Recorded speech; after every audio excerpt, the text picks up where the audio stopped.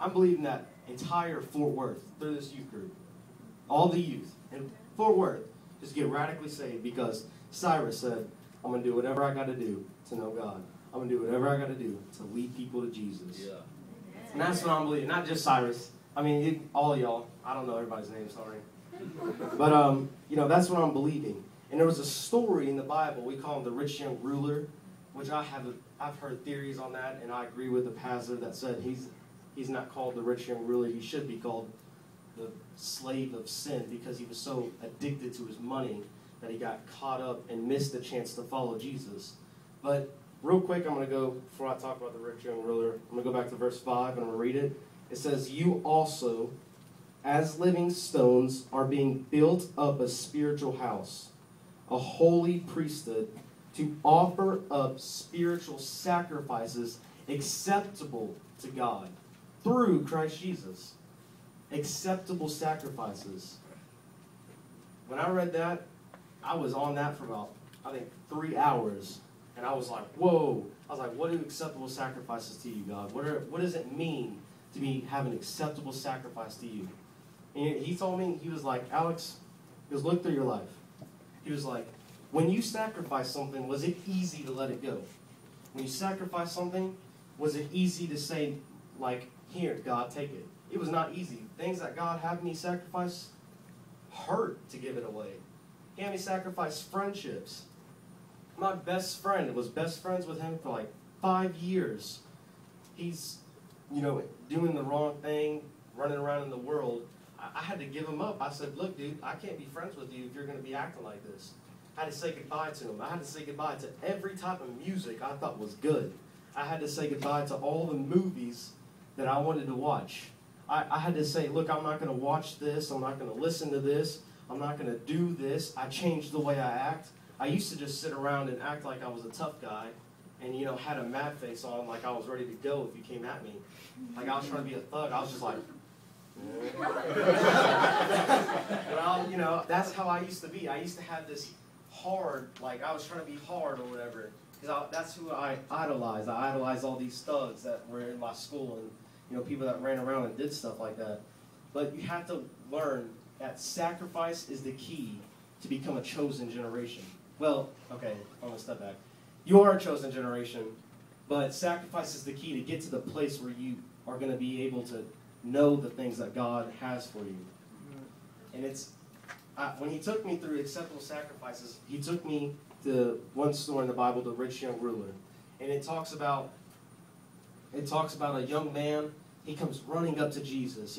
He starts just sprinting as fast as he can to Jesus, falls at his feet, and is like, good teacher, what must I do to, I can't remember what he says, but he says, like, what must I do to, like, truly be a strong Christian or something? That's basically what he says.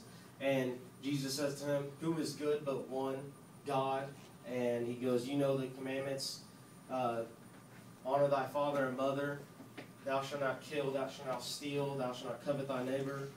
And he goes, yes, but I've kept all these things, and I've even kept them from my youth.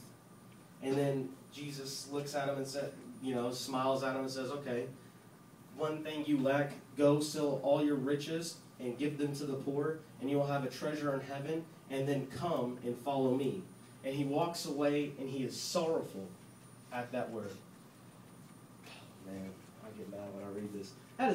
What word was he listening to? He wasn't listening to the fact that he was going to get treasures in heaven and get to follow the most beautiful thing humanity has ever got to see. Yeah. He was listening to the fact that he had to give up. Man, he's going to have to give up things on earth where rust and can get to. It's dumb. He missed the opportunity to sacrifice something and get to follow Jesus. For the longest time, I've always listened to old people tell me, you can't listen to this type of music. You can't do this. You can't do that. You can't do this. And they never once told me what I was going to get. See, God will tell you, I want you to take that away. I want you to pull that away. I want to take that. I want you to give that to me, and I'm going to put it over here, but then I'm going to give you something that you wouldn't believe. I started sacrificing stuff, and God would sit there, I'd look around, and I would see kids in my school, and he'd say, go talk to that kid right there. Go talk to him. And I would go and talk to him, and it would be about the same thing I'd just given up. I would invite kids to youth group, and they would come to youth group, and in one night they'd get changed for God. And that's what he's telling you to sacrifice things for. He's saying, if you give this up, I'll give you something that you wouldn't believe you could have. A year ago, I was looking up pornography, and I was smoking weed, and I was popping pills to the point where I should have been dead. I was walking in random parks doing drug deals, almost getting robbed because I was being stupid. And now look where I'm at.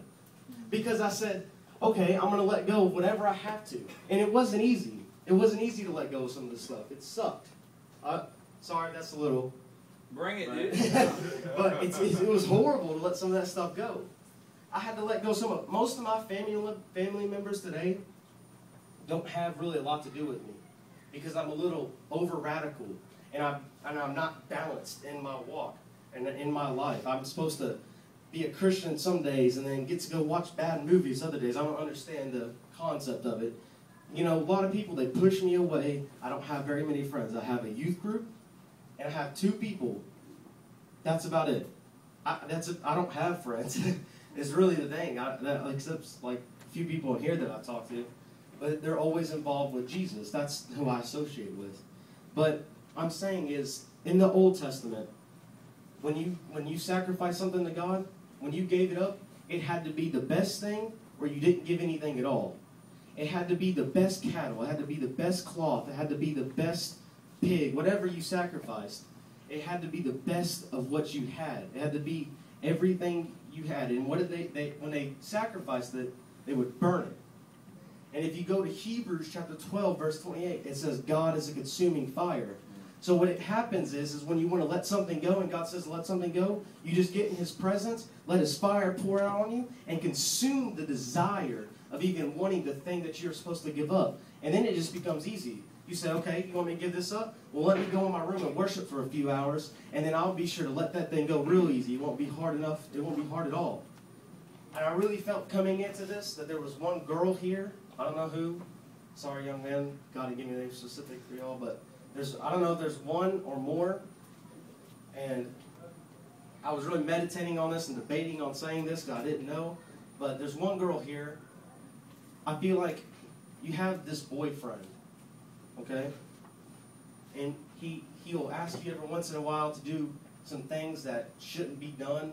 Or maybe he'll try to talk you into doing certain things that you don't need to be doing because he's a pervert and he doesn't know Jesus. And that blows my mind how ridiculous young men are. And you don't need to be doing that type of stuff. You hold yourself to a standard. You hold your standard for a man so high that there's only one man on the earth that can reach it, and that's the man who Jesus sends to you. And even he has to reach it through the grace. I'm so sick and tired. It makes me, I cry at night over some of the women at my school who let themselves go and throw themselves to guys and let all their stuff hang out and wear shorts that come up to about right here and wear shirts that come down like right here and show everything they have. I'll cry. I cry for them all the time because they don't understand that they have a husband in heaven who loves them more than anything, and if they don't date anybody on this earth, then it'll be okay. You don't have to be seeking attention from young men. Young men, you're not in this youth group to date every girl you can. You didn't come here to go, oh, well, she's hot. I'm going to go talk to her. Or, that's stupid. Don't be running around chasing girls when you're really... I got to stop because that's bad. I shouldn't say that. No. Well, no, that's not bad. Not to chase them. But, I mean... I got to catch myself. I'm trying to hold back. I don't want to end up cursing or something. That'd be bad. I get phone calls from y'all's parents. Are you cursing at my son in the pulpit? But what I'm saying is, men, you need to understand you hold yourself to a higher standard. You pick yourself up. You say, I want to have integrity. Right. When all the other guys are in the locker room looking up porn and talking about the girls they had sex with, I'm going to be sitting over here reading my Bible before I go practice. I'm going to be sitting over here when they want to go crazy and talk about all this junk that doesn't need to be talked about. I'm going to stand here and say, I'm going to pray before I go do anything. You girls, if all your friends are dressing inappropriately, You say, I'm gonna wear pants that aren't vacuum sealed tight that I can lift my leg higher than this. I'm gonna wear pants that, you know, are loose because I'm not trying to show any guy anything, because if he's looking for me for my looks, I heard this one thing, this is funny. If he's looking for breasts, legs, and thighs, then just send them to KFC because they got plenty of them. He needs to be respectful of who you are and a woman of God you are. You know what God told me? This is a crazy sacrifice that when I tell teenagers this, they're like, are you stupid or something? You know? God said, Alex, you're not going to date until you're 25. That's when you need to start paying attention to when you're wife. So I'm not even going to look at a girl like that until I'm 25. And then he went even crazier and he said, and get this, he goes, you're not going to kiss her until your pastor says, now you may kiss your bride. When he told me that, I was like, whoa! I was like, whoa, Jesus. That's all right. I was like, you gotta understand. But now that I think about it, it's gonna be worth it. Because now I'm holding all the intimacy in that I could share with the woman that I'm gonna love. That's right. He tells me many things to sacrifice. I'm not gonna go into all of them because some of them are just personal. But the reason why you sacrifice, I love that song that. Your love's like a hurricane and I'm a tree or whatever, because that song goes hard. I like it. I'm going to jam to that when I get home or something. But when you give up something, it's going to be out of love. Yeah.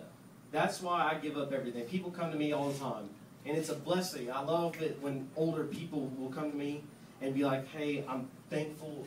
Thank you for being radical. Thank you for living a life of Christ, because it's showing me something. This reminds me of when I was back in the good old days, or whatever they say to me. And I'm like, well, thank you, you know. But it's a blessing to me. And it's an awesome thing for me to feel. And the only reason why they see me like that is because I sacrificed. And I said, whatever I have to do, that scared me. Whatever I have to do, I'm going to do it because I'm in love with Him.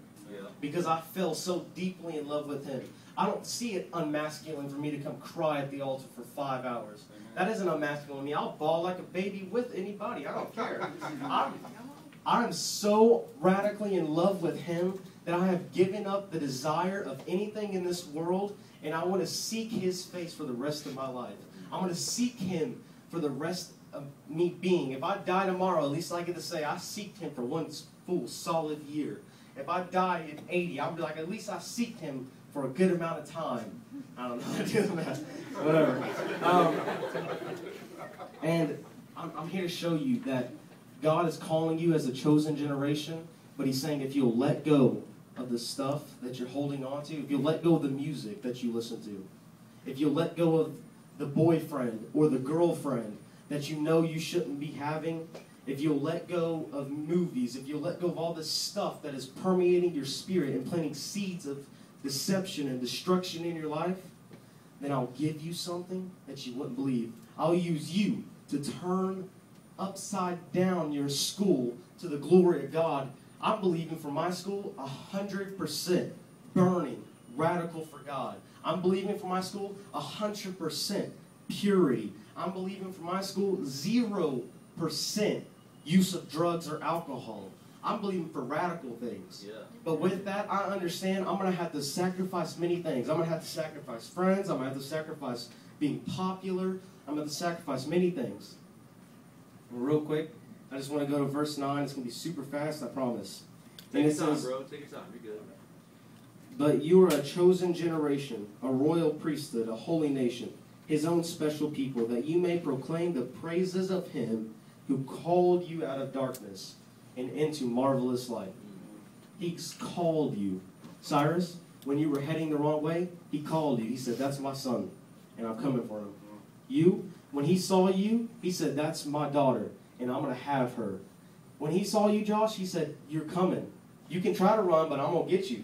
I have. Russ, you too, man. I'm telling you. You tried for many years, and He still, at the end, got you. You're right. I tried to run. This walk has not been easy for me. I did not know what I signed up for when I became a Christian.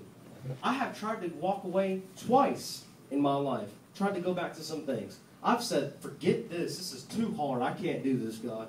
And tried to run. But every single time I run, I'll get a text message from my spiritual father, or I'll hear